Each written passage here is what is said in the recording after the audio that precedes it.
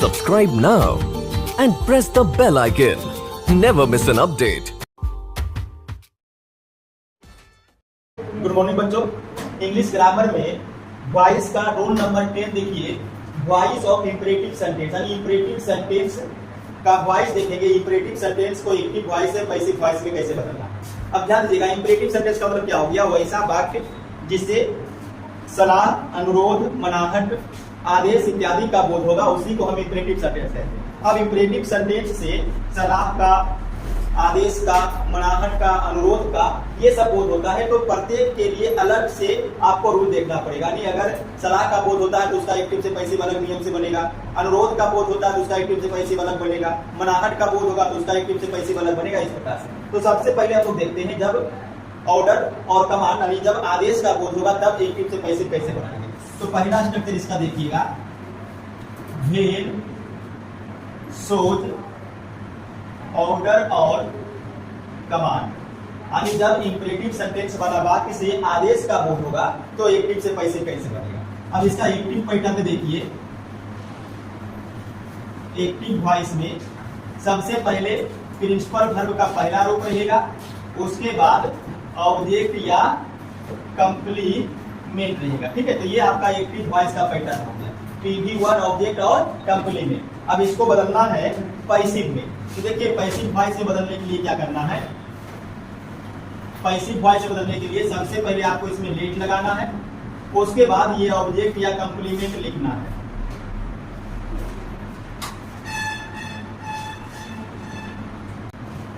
B plus ये जो verb का पहला रूप है इसको तीसरा में बदलना है। इसका एग्जांपल देखिएगा, रीड योर बुक। अब देखिए, रीड पढ़ना PV1 है और योर बुक ये ऑब्जेक्ट या कंप्लीमेंट जो भी मानना है। ये आपका एक्टिव वॉइस का पैटर्न देखिए, PV1 ऑब्जेक्ट या कंप्लीमेंट। अब अगर ये एक्टिव वॉइस है, अपनी किताब पढ़ो, तो ऑर्डर दे रहा है या कमांड दे रहा है, आदेश दे रहा है, तो इसको पैसिव में बदलने के लिए क्या करना है। सबसे पहले डेट लगाइएगा, उसके बाद ऑब्जेक्ट या कंप्लीमेंट, तो योर बुक आगे लाइए, और ये जो PV1 है इसको बदलना है B PV3 में। तो B और PV3, तो रीड का तीसरा रूप रीड ही होता है, तो ये आपका बन गया पैसिव वॉइस। और एग्जांपल देखिए, गो देयर, वहां जाओ, तो ये भी क्या हुआ, ऑर्डर दे रहा है। ये हो गया एक्टिव वॉइस का पैटर्न, PV1 और ये ऑब्जेक्ट। तो लेट लगाइए, ऑब्जेक्ट को आगे लाइए, तो देयर, फिर ये जो PV1 है इसको बदलिए B और PV3 में, तो गो। तो ये बन गया पैसिव वॉइस। ठीक है, तो ये देखिए इंपरेटिव का पहला पैटर्न हुआ, जब आदेश का बोध होगा तब एक्टिव से पैसिव कैसे बनेगा। ठीक है, यहाँ तक नोट कीजिए।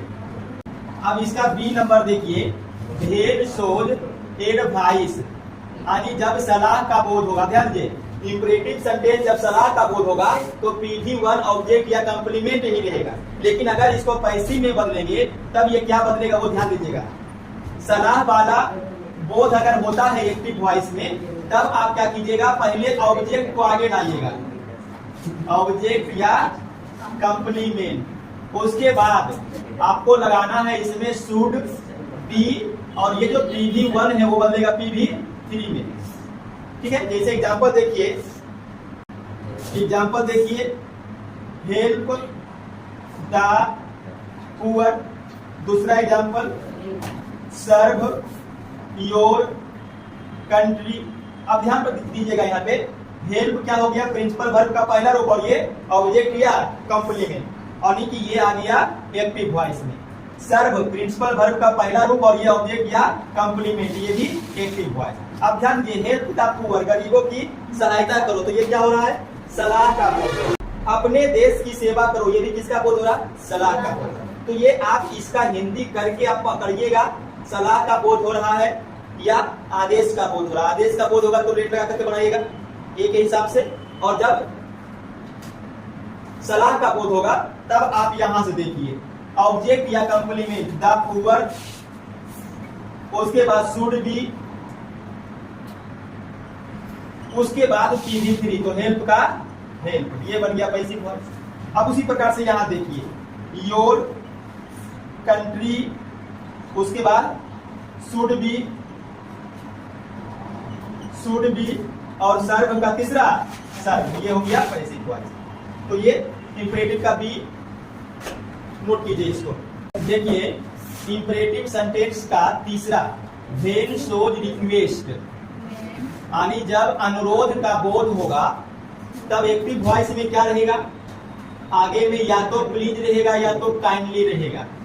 उसके बाद प्रिंसिपल वर्ब का पहला रूप रहेगा, फिर ऑब्जेक्ट या कंप्लीमेंट रहेगा।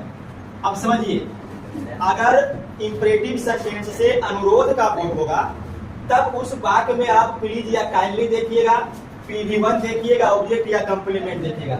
अगर ऐसा आता है तब इसका पैसिव किस में बदलेगा।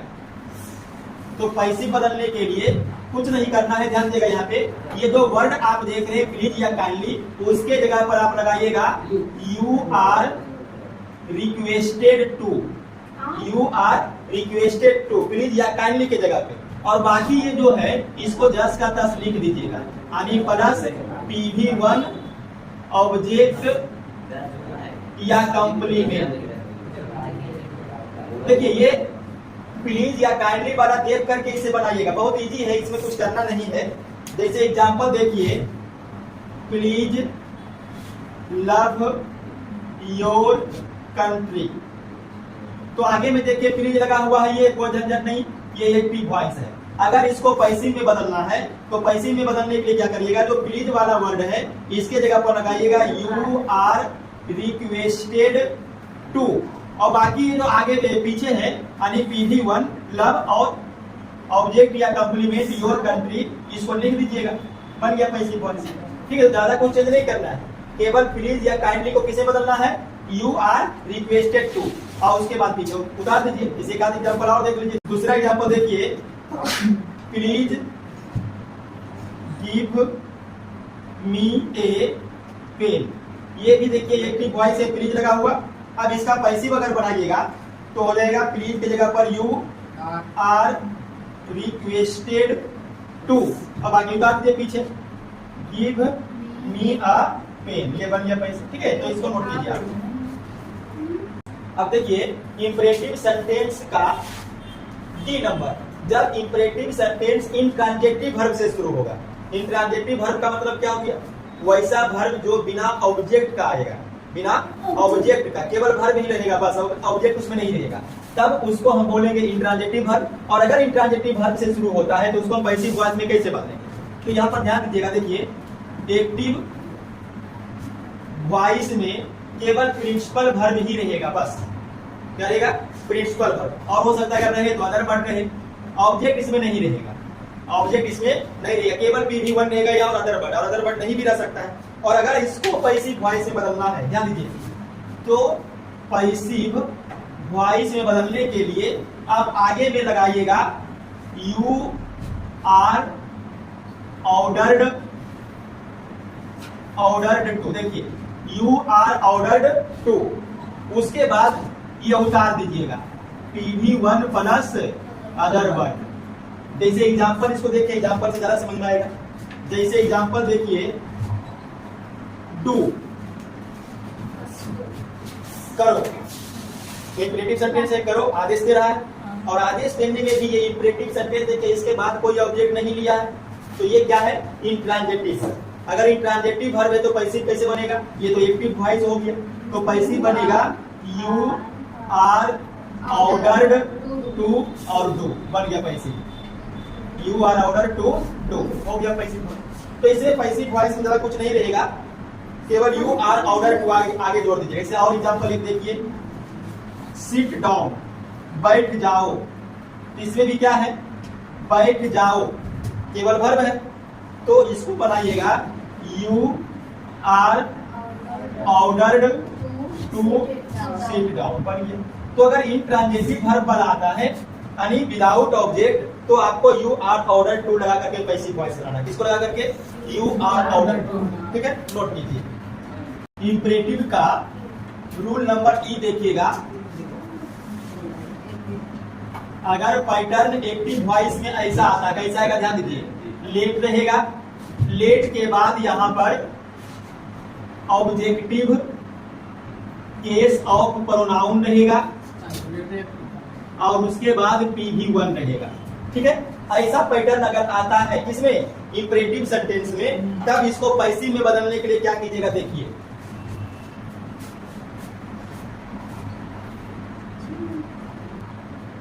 लेट नहीं लगाना है, इट इज सजेस्टेड दैट लगाना है, इट इज सजेस्टेड दैट। उसके बाद अब काम शुरू कीजिएगा।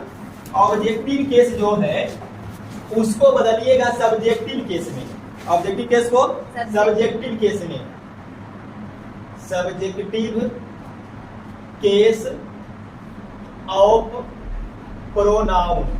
उसके बाद आपको लगाना है शुड, क्या लगाना है, शुड, और PV1, ये बदल जाएगा पैसिव में। जैसे एग्जांपल इसका देखिए, एग्जांपल देखिए, लेट अस वर्क, देखिए ध्यान दीजिएगा, लेट अस क्या है, बी का ऑब्जेक्टिव केस, बी का ऑब्जेक्टिव केस, तो लेट हो गया objective case of pronoun, be का ऑब्जेक्टिव केस, और फिर PV1 वर्क मतलब काम करना। तो ये देखिए हो गया एक्टिव वॉइस। अगर इसको पैसिव वॉइस में बदलना है तो लेट के बदले क्या लगाइएगा, इट इज सजेस्टेड दैट, तो इट इज सजेस्टेड दैट लग गया। उसके बाद सब्जेक्टिव केस ऑफ प्रोनाउन, तो अस का सब्जेक्टिव केस क्या होगा, बी होगा। उसके बाद शुड और PV1 करना वर्क है तो वर्क लिख दीजिए, ये पैसिव में बदल दिया। दूसरा एग्जांपल देखिए, लेट देम प्रोसीड। अब देखिए लेट देम क्या है, दे का ऑब्जेक्टिव केस और प्रोसीड वर्ब का पहला रूप, तो ये आपका हो गया एक्टिव वर्ब। अगर इसको पैसिव में बदलना है तो क्या कीजिएगा, लेट की जगह पर it is suggested that, clear. उसके बाद देम का क्या होगा, दे, उसके बाद शुड और फिर प्रोसीड, क्लियर। ये आपका बन गया पैसिव। तो ये हो गया लेट वाला। अच्छा, लेट में एक और भी बताएंगे, फिर इसको नोट कीजिए। हाँ देखिए, इंपरेटिव सेंटेंस का या let objective case pronoun plus PV1 भी रहेगा, लेकिन एक इसमें और जुड़ जाएगा, लास्ट में एक ऑब्जेक्ट आ जाएगा। ठीक है, अगर ऐसा रहेगा तो ध्यान दीजिए, पैसिव वॉइस बदलने का जो तरीका है वो चेंज हो जाएगा। तरीका क्या होगा, ध्यान दीजिए, ये जो लेट है अब लेट भी लगेगा, और ये जो ऑब्जेक्ट है अब इसको आगे ला करके बनाना है सब्जेक्ट 1।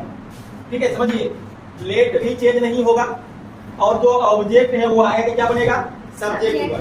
ठीक है, उसके बाद ये प्रिंसिपल वर्ब से 2 को लिख लेगा, एगो बी और एगो PV3। उसके बाद ये जो ऑब्जेक्टिव केस है बाई प्लस एजेंट। अब जैसे एग्जांपल आप देखिए, लेट हिम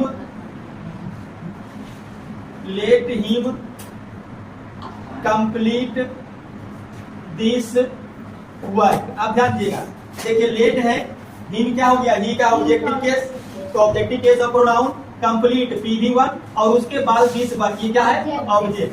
तो अभी देखिए, अभी जो हम लोग बना रहे थे वो केवल यही तक बना रहे थे, PV1 तक, अब ये ऑब्जेक्ट जुट गया। अगर ऐसा है तो इसका पैसिव वॉइस कैसे बनाएगा, ध्यान दीजिए।